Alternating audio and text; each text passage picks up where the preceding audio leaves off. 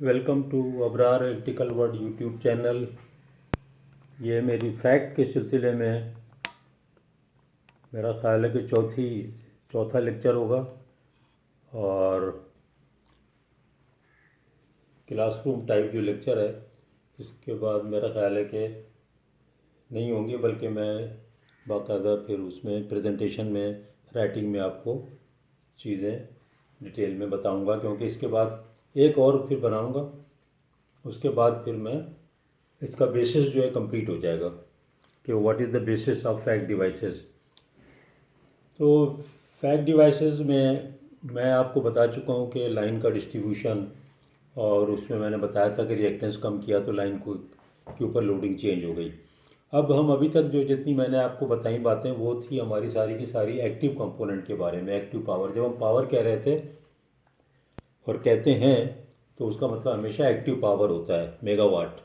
अब हम बात कर रहे हैं इसमें मेगावाट की, तो मैं थोड़ा सा पहले रिवाइज करूंगा जैसे मेरा तरीका है। रिकैप, ये वाला जो ब्लू वाले को देखें आप, मैंने इसको ब्लू कर दिया स्टिकर। लाइट ब्लू स्टिकर को देखें, ये तो बंद है।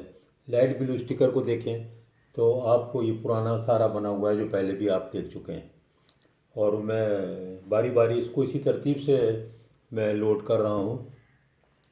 आप देखें ये इक्वेशन वही फंडामेंटल जो कि मैं तकरीबन 8 10 15 जगह बता चुका हूँ, जनरेशन के हवाले से, ट्रांसमिशन लाइन के हवाले से, ग्रिड स्टेशन के हवाले से, नेटवर्क के हवाले से, पावर स्विंग के हवाले से, transient stability, steady state stability के रेफरेंस से, और रोटर एंगल, बस एंगल, और ट्रांसमिशन लाइन एंगल, और सारी चीज़ें। और ये पावर फैक्टर नहीं है, ये बता चुका हूँ, ये पावर फैक्टर है, लेकिन ये जो है ये डेल्टा दो वोल्टेज के दरमियान में होता है। और ये जो इक्वेशन है पावर की, एक्टिव पावर की इक्वेशन है, ES/ER divide by x multiplied by sine delta. Delta ये डेल्टा सेंडिंग एंड और रिसीविंग एंड वोल्टेज के दरमियान का एंगल है। इसको बस एंगल भी कहते हैं, रोटर एंगल भी कहते हैं, पावर एंगल भी कहते हैं, टार्क एंगल भी कहते हैं।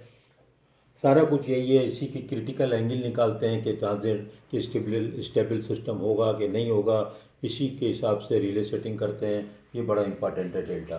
फिर ये देखें साइन डेल्टा में, डेल्टा अगर मैं 90 करूँ तो आपको पता है कि साइन की वैल्यू मैक्सिमम होती है, आपको 8 9 क्लास से मालूम है ये बात।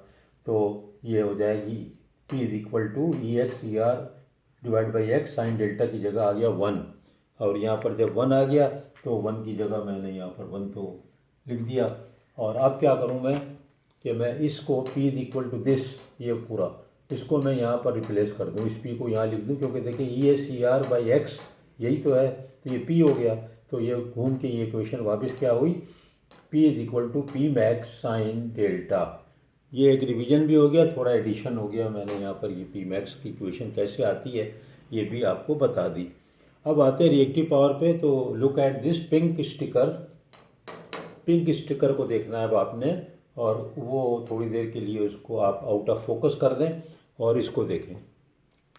इसी वेक्टर डायग्राम से मैंने एक बहुत पहले लेक्चर में ये डेरिवेटिव भी, इसका ड्राइव भी किया हुआ था इक्वेशन, लेकिन हम as a electrical engineer, application engineer, इसके डेरिवेशन हमें जानना ज़रूरी नहीं है। हमें इसका फंक्शन, इसकी कंट्रोलिंग, इसकी इफेक्टिवनेस, और ये कैसे फ्लो होता है, कैसे कम करूं, कैसे ज़्यादा करूं, क्या असरात हैं इसके, तो वो हमें इलेक्ट्रिकल इंजीनियर के तौर पे मालूम होना चाहिए। तो ये डेरिवेशन इसी ही ट्रायंगल से हुआ है, और ये ट्रायंगल को अगर आप इसको मुकम्मल करेंगे ना यहाँ पर, तो ये पूरा डेरिवेटिव आप खुद भी कर सकते हैं। 90 डिग्री का एंगल बन गया यहाँ पे ये, और फिर इस 90 डिग्री के ट्रायंगल के अंदर ये सारी चीज़ें करने के बाद ये इक्वेशन आती है। बहुत आसान है। इसी से रिएक्टिव पावर की इक्वेशन आती है ES/ER डिवाइड बाई एक्स और 1 माइनस कॉस डेल्टा, इसी से आई है। और इसका एक और फॉर्म भी है जो कि साइन में ही है, वो होता है साइन डेल्टा बाई 2। उसको फर्दर जब आप और ड्राइव करें तो फाइनली ये इक्वेशन आ जाती है, और उसमें मैनिपुलेशन करते हैं। यहाँ पर ये साइन डेल्टा बाई 2 होता है लार्ज लाइनों के केस में ख़ास तौर पे। तो ये जो है ये इक्वेशन आ जाती है जो 1 माइनस कॉस डेल्टा के हिसाब से, जो आपकी लाइन हैं, जो लंबी लाइनें ख़ास तौर पे, उन सब में ये अप्लीकेबल होगी, बल्कि हर में ही होगी। एक जनरलाइज इक्वेशन आ गई। इसमें भी मैं इसी तरह डेल्टा की वैल्यू रख रहा हूँ।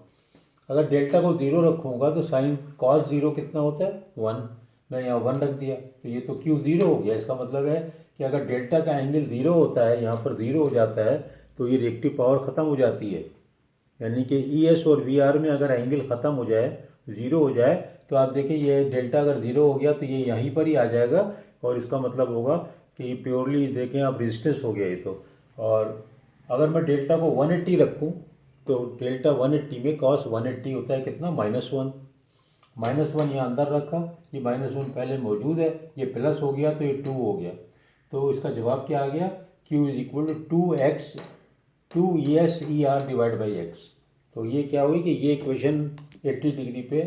अब मैं ये क्यों इस तरह की ये डेरिवेशन कर रहा हूँ, इसलिए कर रहा हूँ कि मुझे ये कर्व बनाना है। कर्व बनाने के लिए मुझे वैल्यूज़ चाहिए। यहाँ पे साइन 0 0 तो ये 0 हो गया, साइन 91 तो मैक्सिमम हो गया, साइन 180 0 तो ये वापस आ गया। तो ये इसका ये कर्व हो गया। अब इसकी मदद से मुझे कर्व बनाना है किसका, क्यू का, रिएक्टिव पावर का। कास 0 डेल्टा 0 है तो क्या हुआ क्यू 0, तो मैंने ये पॉइंट यहाँ पर बना दिया, ये डेल्टा 0 तो 0। अब आगे चलें। अब डेल्टा = 90 डिग्री, डेल्टा = cos 90 जो होगा वो 0 होगा।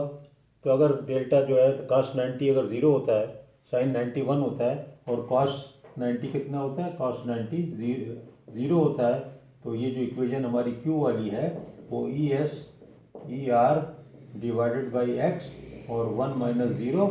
इसका मतलब ये है कि ये इक्वेशन हो जाएगी ES/ER डिवाइड बाई x और ये Q। ये मैंने छोड़ दिया था, मैंने कहा आपके सामने करता हूँ। और ये देखिए ये अब हम इसका ग्राफ बनाने के लायक हो गए। ES/ER बाई x तो यही चीज़ हो गई ना, ये पॉइंट इसी के बराबर आ गया यहाँ पे, ये वाला पॉइंट, ये वाला जो कि Q के केस में मैक्सिमम होता है। और अभी मैं बाद में कंबाइंड बनाऊंगा।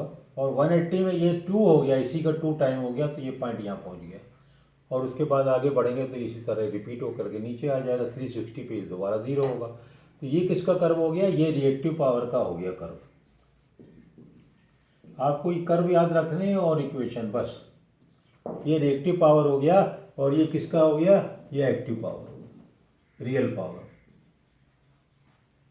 तो दोनों हमने ड्राइव कर ली, दोनों के ग्राफ बना दिए। और मुझे तो अब आसान लग रहा है, रट गया बिल्कुल। आप भी अगर ये बार बार मेरी ये देखेंगे, और मैं हर में रिवाइज करता हूँ जिसको कि रिकैप कहते हैं। मेरा क्लास में पढ़ाने का तरीका भी है कि जब एक पीरियड ख़त्म हो जाता है और नेक्स्ट डे आता हूँ तो पहले 5-7 मिनट में पिछला जो पढ़ाया होता है उसको रिवाइज करता हूँ, ज़बानी, पूछ कुछ नहीं, अपने तौर पे सब जल्दी जल्दी रिवाइज करता हूँ 5-7 मिनट, और उसके बाद में आगे बढ़ता हूँ तो बच्चों को सब याद आ जाता है। अब ये दो चीज़ें मैंने बना दी। एक कर्व किसका बना दिया था, पहले से चला आ रहा है एक्टिव पावर का, और दूसरा जो आज ड्राइव कर दिया वो रिएक्टिव पावर का कर्व हमने ड्राइव कर लिया। अब क्या रह गया, अब मैं ये करता हूँ दोनों को एक जगह बना देता हूँ, एक ग्राफ पेपर पे एक जगह हम बना देते हैं। तो अब आप येलो वाले पे आ जाए, येलो मेरा स्टिकर, और मैं ये अपना जो है बुरका इसका हटाता हूँ पर्दा। तो आप देखें कि यहाँ पर आपको ये मालूम हो जाएगा कि दोनों एक पे बने हुए हैं।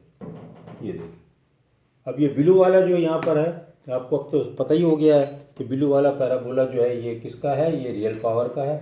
पी मैक्स ये है, पी ये है, ये रियल पावर है।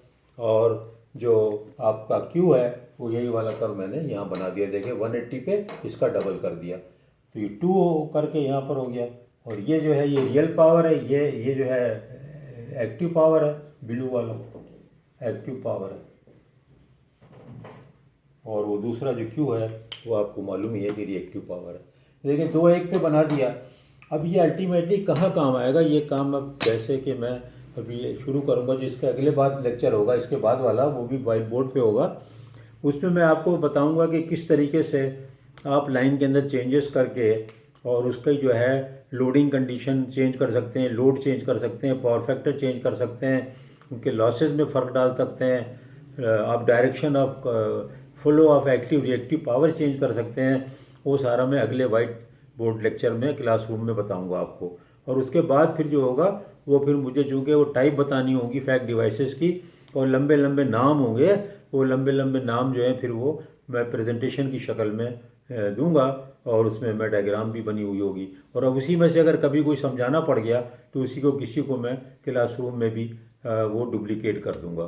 तो ये इसका सीरीज़ का लेक्चर बेसिक कंसेप्ट का ये हो गया, जिसमें कि मैंने आपको एक्टिव और रिएक्टिव दोनों पावर को मैं मेरे हिसाब से मैंने समझा दिया है। और उम्मीद है कि आपको भी कुछ ना कुछ तो समझ में आ ही गया होगा। तो देखते हैं फिर इंशाल्लाह आगे चलते हैं।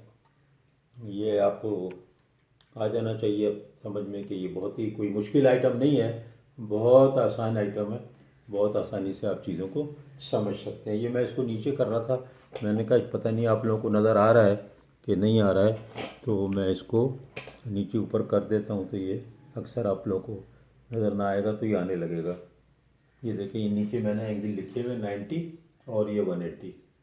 तो ये आपको अगर नहीं आ रहे हैं तो अभी मैं बार बार रिपीट तो करता ही हूँ, आपको पता ही हो गया ये वाली बात। ये देखिए अब आपको आ गया होगा। मैंने अपनी जो मेरी ये टेबल है ये ऊपर नीचे होती है, जिस पे मैंने कैमरा रखता हूँ या लैपटॉप, ये मेरी टेबल ऊपर नीचे होती है। तो ये देखिए अब आपको नज़र आ रहा है 0, 90, 180 मैंने इसलिए किया कि वो मैंने नोट किया कि नज़र नहीं आ रहा था तो फिर आप लोग कंफ्यूज ना हो रहे हो।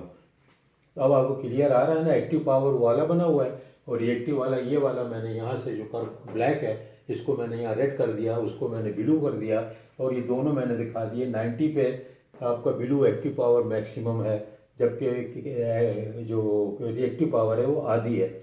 और जब 180 आता है तो एक्टिव ज़ीरो हो जाती है और क्यू आपका डबल हो जाता है।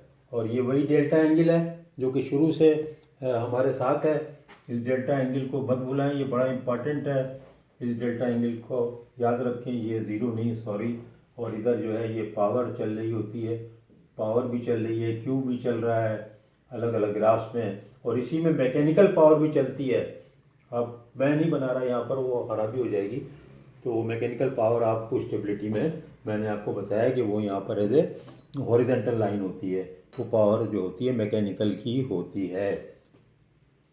अब इससे कई चीज़ें निकाल लिया आपने। आप देखें कि ये जो पावर या हो या रिएक्टिव पावर हो, वो दोनों चीज़ें पी हो या क्यू हो, दोनों ही इन्वर्सली प्रोपोर्शनल हैं एक्स के। ये भी आपको पता चल गया इससे। दोनों ही प्रोपोर्शनल है एक्स से, यानी एक्स को कम ज़्यादा करते हैं तो पी और क्यू दोनों तब्दील होते हैं। दोनों फार्मूलों में एक ही चीज़ आ रही है। उसके अलावा पी और क्यू दोनों ही इफेक्ट हो रहे हैं, प्रोपोर्शनल हैं वोल्टेज के। दोनों ही ई एस ई आर के प्रोपोर्शनल हैं, वो ऊपर है। तो इससे ये हमारे तो एक तो नतीजा निकल आया, ये यूज़ होगा आपकी फैक्स डिवाइसेस में जब आएंगे तो ये दोनों चीज़ें आपकी गौर होगा। और प्लस जो है दोनों चीज़ें जो हैं पी एंड क्यू ये आल्सो दे आर प्रोपोर्शनल हैं या डिपेंडेंट हैं ऑन डेल्टा। तो आप देखेंगे कि ये तीनों चीज़ों को हम बताएंगे किस तरह तब्दील करते हैं, और फिर वही बेसिस होगा आपका फैक्ट डिवाइसेस का। असल में वो जो प्रिंसिपल अगला वाला होगा उसमें आपके सामने फ्लेक्सिबल एसी ट्रांसमिशन सिस्टम जो है उसका पूरा प्रिंसिपल बिल्कुल सामने आ जाएगा। बस उसी के फिर मुख्तलिफ नाम और उसी के मुख्तलिफ आपके सर्किट, जिससे आपका कोई एप्लीकेशन इंजीनियर का ताल्लुक नहीं होता, सिर्फ आपको उसकी एप्लीकेबिलिटी जाननी चाहिए। उसके अंदर की जो पावर इलेक्ट्रॉनिक्स है वो हमारा इलेक्ट्रिकल इंजीनियर का सब्जेक्ट नहीं है, ना हमें उससे कोई ताल्लुक होता है। हमें अप्लाई करना आना चाहिए, कहाँ पर अप्लाई करें, कैसे अप्लाई करें, क्या इफेक्ट होगा, और कैलकुलेशन आने चाहिए कि अगर हमें कितनी पावर डाइवर्ट करनी है तो हम कितने कैपेसिटी का वो फैक्ट डिवाइसेस लगाए हैं। तो इसके साथ ही मैं समझता हूँ कि ये आपको काफ़ी मुनासिब लगेगी ये, और इसको शेयर कर दें। मैं जो कहता हूँ जूनियर इंजीनियरों के साथ ख़ास तौर पे, और जो बाहर जाने वाले बच्चे हैं वो ख़ास तौर पे इन बातों को ज़रूर पढ़ें। यहाँ कोई काम नहीं आएगी तो उसके कोई आप ये मत समझें कि ये काम की चीज़ें नहीं हैं। ये आपका वास्ता पढ़ना है, आपने बहुत लंबी इंशाल्लाह 40 साल आगे तक जॉब करनी है, और दुनिया भर में पता नहीं कहाँ कहाँ आपको मौका मिलेगा जाने का। तो ऐसा ना हो कि आप वहाँ पर कहें कि हमें तो फैक्ट्स डिवाइस नहीं पता। तो पता होना चाहिए, नहीं है पाकिस्तान में कोई बात नहीं है, लेकिन हमें मालूम होना चाहिए। तो बहुत बहुत शुक्रिया, इंशाल्लाह फिर मुलाकात होगी।